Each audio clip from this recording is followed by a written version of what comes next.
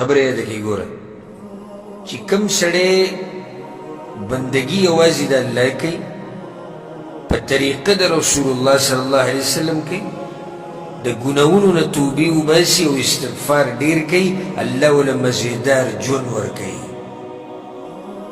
الله وله ښایسته ژوند ورکوي. ځکه سورة النحل کې موږ سره تېر شوي دي که نه مخکې فلنحینه حیاة طیبه، الله وایي زه به د خوشحالو ژوند ورکوم، زه به له ښایسته ژوند ورکوم.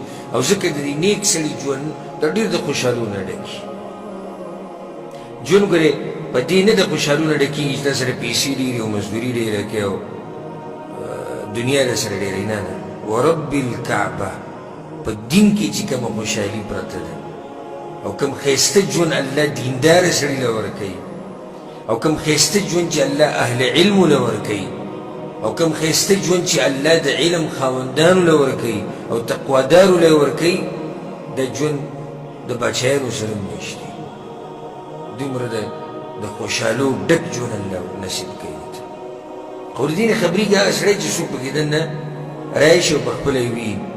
اوس یو سړی بېدینې او لرې نو هغه ته خو سکون په چرسو کې او په شرابو کې او په سګرټ کې او په نسوار کې په دې کې ورته سکون ښکاري، یا په غزلو کې، په ټپو کې، په سندرو کې په سکون پسې هلته ګرځي.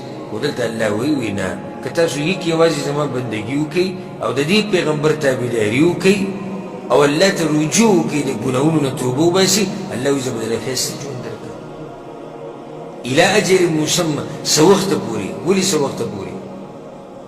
مرګ به راځي که داسې خو نشي کېدی چې دنیا کې به د همیشه دپاره، نو څه وخته پورې